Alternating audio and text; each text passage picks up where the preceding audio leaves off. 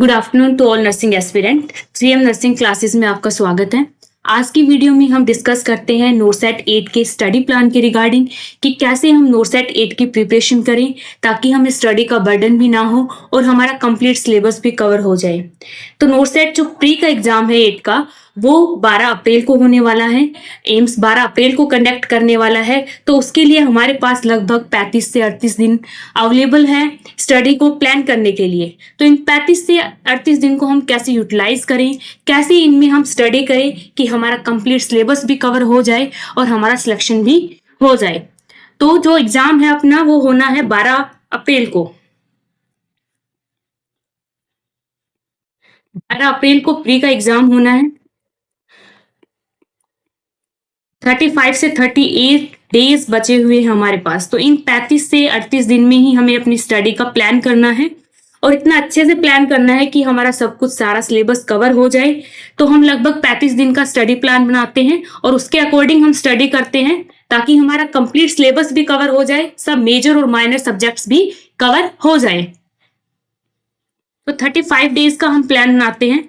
35 days का plan बनाते हैं, उसके अंदर अगर हम डेली 12 से 14 घंटे स्टडी करते हैं, 12 to 14 आवर्स अगर हम डेली स्टडी करते हैं, तो लगभग हमारे पास 420 से 450 आवर्स अवेलेबल है अपनी स्टडी को प्लान करने के लिए, कंप्लीट प्रिपरेशन करने के लिए। तो इसमें से हम जो मेजर आवर्स है, हमारा जो मेजर टाइम है, हम मेजर सब्जेक्ट्स को देंगे। ज्यादा टाइम हम किनको देंगे? जो सब्जेक्ट ज्यादा जरूरी है, इंपॉर्टेंट है, उनको सब्जेक्ट्स को फोकस करेंगे। तो मेन फोकस हम किन सब्जेक्ट्स पे करेंगे? मेन फोकस की बात करें तो हम किन सब्जेक्ट्स पे करेंगे? मेडिसिन पे करेंगे, मेडिकल सर्जिकल नर्सिंग पे करेंगे, फंडामेंटल पे करेंगे, ओबीजी, पीडिया में, mental health nursing and community. ये हमारे पास क्या है? मेजर सब्जेक्ट्स हैं। तो हम ज्यादा टाइम अपना किन सब्जेक्ट्स में देंगे? मेजर सब्जेक्ट्स में। मेन जो टारगेट रहेगा ये सब्जेक्ट्स रहेंगे। तो चलो हम प्लान करते हैं कि किस सब्जेक्ट्स में हम कितना डेज इन्वेस्ट करें, कितने आवर्स इन्वेस्ट करें कि हमारी जो प्रिपरेशन है वो बेस्ट हो जाए। तो स्टार्ट करते हैं कि हम मेजर जो सब्जेक्ट है मेडिकल सर्जिकल नर्सिंग, उससे स्टार्ट करते हैं। तो मेडिकल सर्जिकल नर्सिंग में भी कुछ टॉपिक्स है बहुत इंपॉर्टेंट हैं जो एग्जाम्स में हर बार पूछे जाते हैं।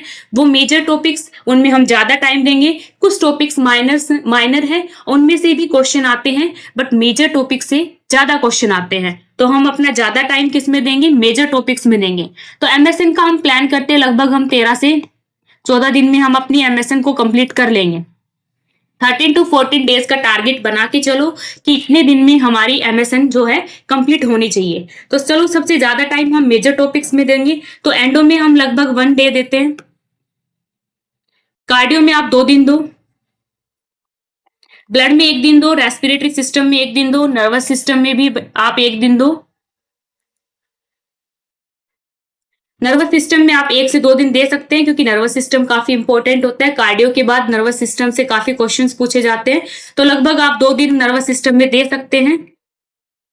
इसमें आपका थियरी प्लस क्वेश्चंस दोनों होने चाहिए, तभी आपकी अच्छे से प्रिपरेशन हो पाएगी।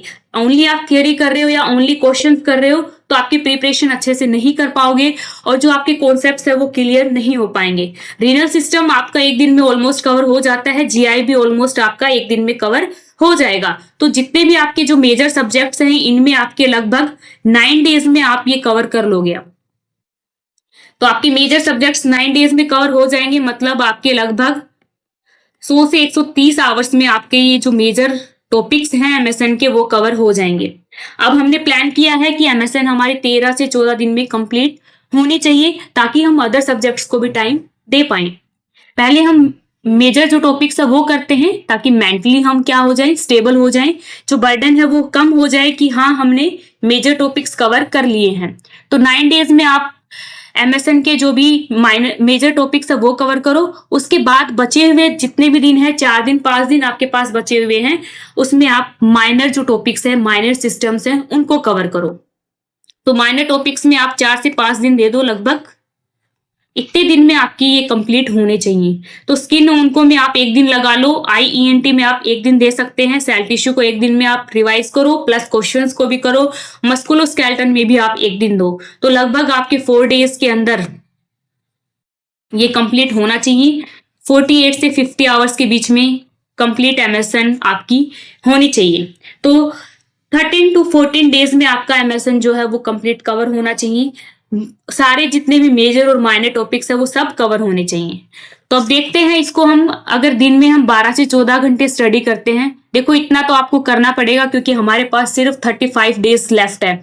तो आपको कम से कम 12 से 14 घंटे तो मस्ट है स्टडी करना, तभी जाके हम सिलेबस को कवर कर पाएंगे और टारगेट को अचीव कर पाएंगे। अब 3-4 घंटे अगर हम कर रहे हैं तो हमारा ना तो सिलेबस हो पाएगा, मेंटली हम अनस्टेबल रहेंगे, बर्डन रहेगा कि हमारा सिलेबस नहीं हो पा रहा, और ना ही हमारे अंदर वो कॉन्फिडेंस बिल्डअप हो पाएगा। तो अगर हम प्रॉपर स्टडी करेंगे, कंप्लीट आवर्स को यूटिलाइज करेंगे, तभी जाके हमारा सिलेक्शन हो पाएगा। तो अभी हमें टारगेट बनाना है कि कम से कम 12 से 14 घंटे हमें स्टडी करनी ही है। ठीक है, पर डे हमें कितनी स्टडी करनी है? 12 से 14 घंटे। अब बात कर लेते हैं, इन 12 से 14 घंटे में पढ़ के हमें 13 से 14 दिन में MSN पूरी करनी है। तो कैसे करें हम MSN पूरी?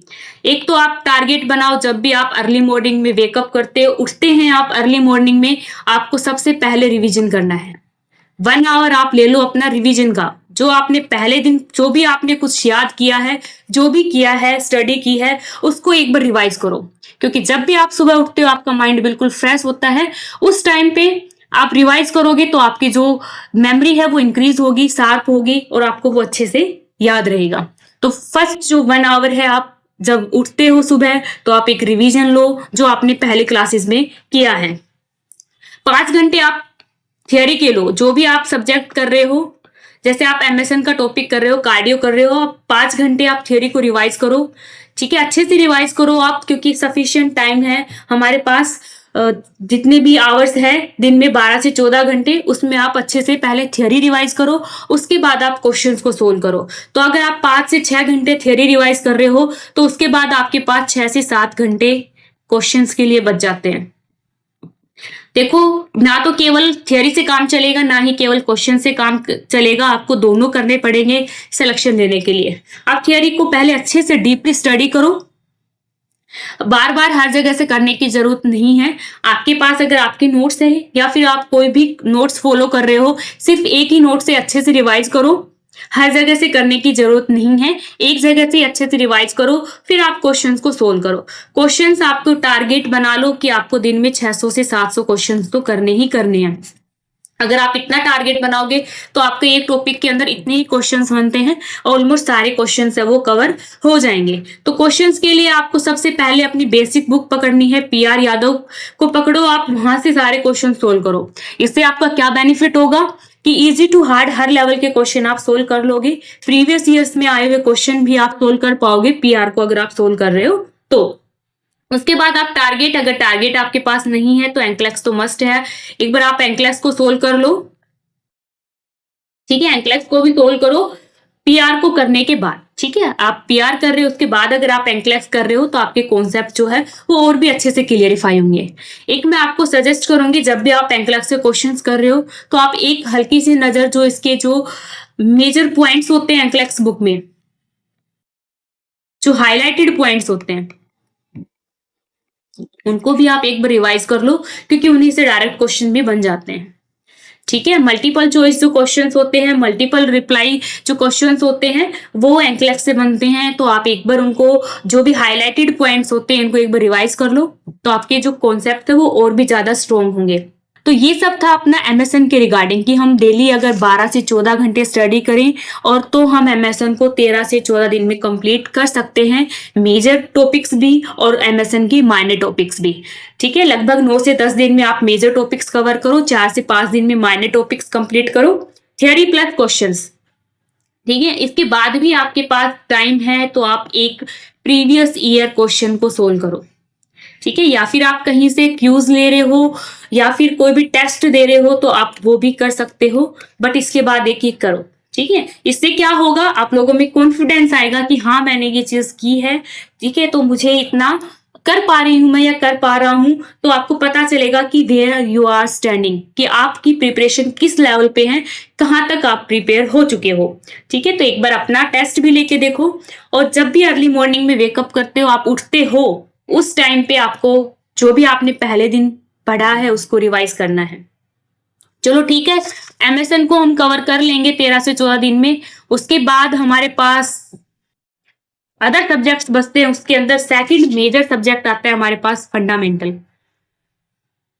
फंडामेंटल के अंदर भर भर के क्वेश्चन पूछे जाते हैं, प्रोसीजर से रिलेटेड, उसमें जो भी साइज है ट्यूब से रिलेटेड सब क्वेश्चंस पूछे जाते हैं आपसे।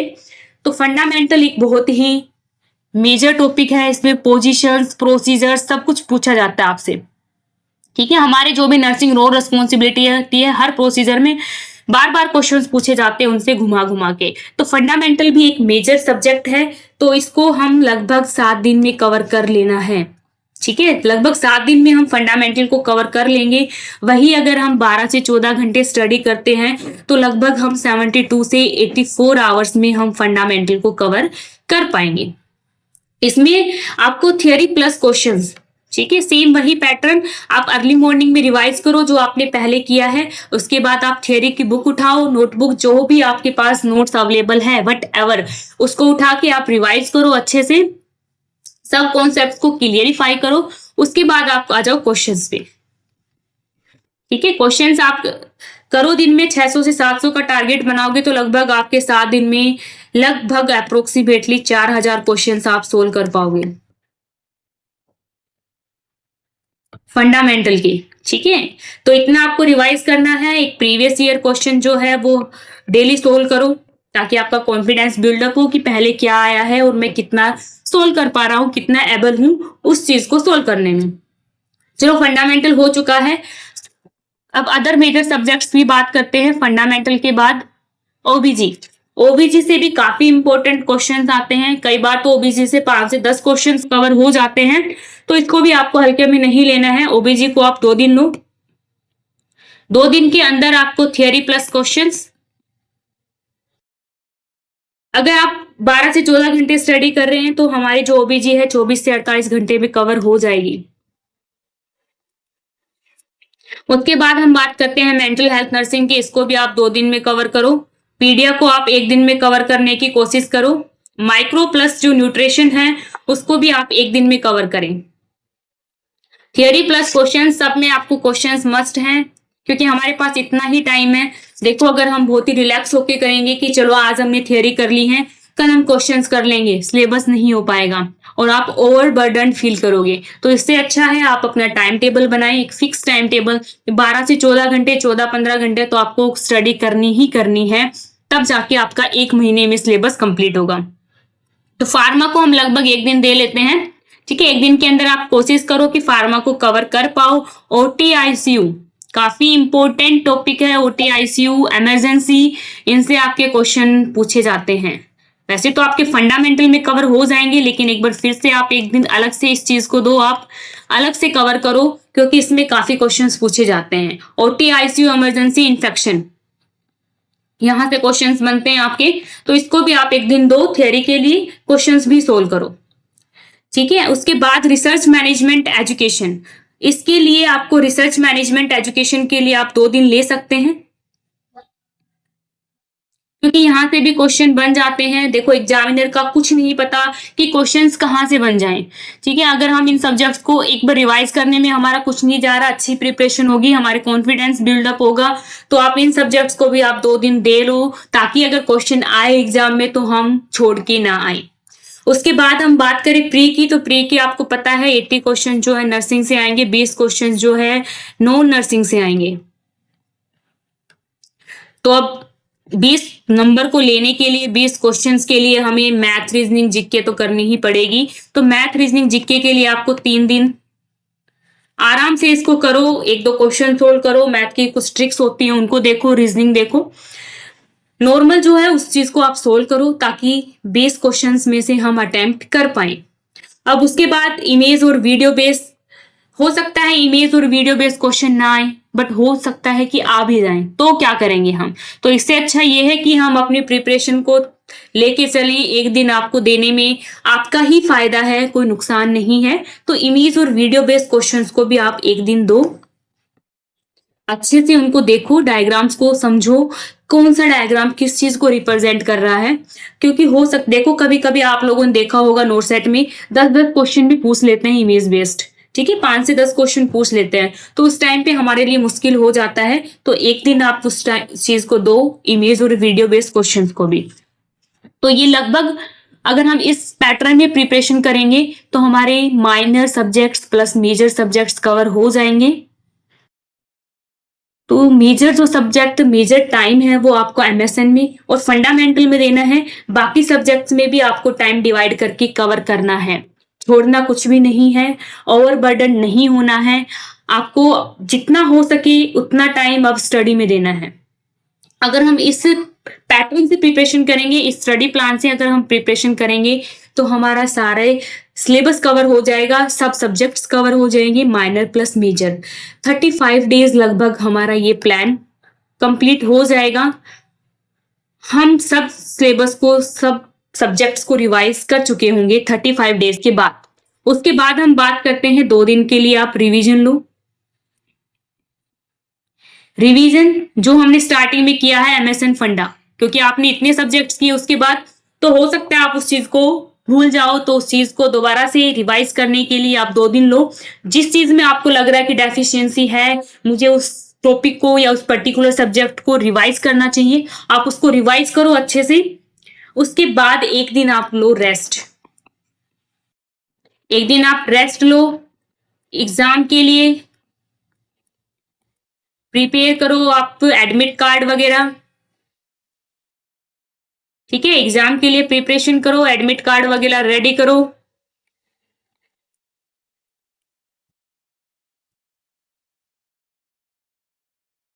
और रेस्ट करो, फ्री माइंड रहो, जो आप कर चुके हो वो बहुत ही अच्छे से किया होगा। उस टाइम पे आपको बिल्कुल रिलैक्स होना है। तो उस दिन के लिए रिलैक्स होने के लिए आपको 35 दिन मेहनत करनी पड़ेगी, ताकि आप एग्जाम से पहले एनेक्सियस ना हो, आपको एंजाइटी नहीं हो। उसके लिए आपको सेल्फ कॉन्फिडेंस डेवलप करना है, और वो कैसे आएगा, जब आप अच्छे से प्रिपरेशन करोगे। तो 12 से 14 घंटे मस्ट है, आपको टाइम देना ही पड़ेगा। अब अगर आपने रिलैक्स की, अगर थोड़ी सी भी ढील दी प्रिपरेशन में, तो सिलेक्शन से दूर हो जाओगे। क्योंकि आप जैसे कॉम्पिटिटर्स बहुत ज्यादा है, नर्सिंग फील्ड में कंपटीशन बहुत ज्यादा है, तो आपको अपनी सीट लेने के लिए मेहनत तो करनी पड़ेगी। इसलिए आप अपना स्टडी प्लान बनाएं और डिवाइड करें डेज, हर सब्जेक्ट को कितने दिन में करना है, आप उसके अकॉर्डिंग ये पैटर्न देखो, फॉलो करो। और कोई भी डाउट हो तो आप लोग पूछो, किसी टॉपिक से रिलेटेड भी अगर आप लोगों को कोई भी डाउट हो तो आप लोग पूछ सकते हो। तो ये था अपना नोरसेट 8 का स्टडी प्लान। आप सब लोग इसको फॉलो करो और अच्छे से रिवीजन करो, क्वेश्चन सोल्व करो और सिलेक्शन को बेटर बनाओ और अपनी तैयारी को अच्छा करो। नेक्स्ट वीडियो में मिलते हैं कुछ नई इंफॉर्मेशन के साथ। Thank you.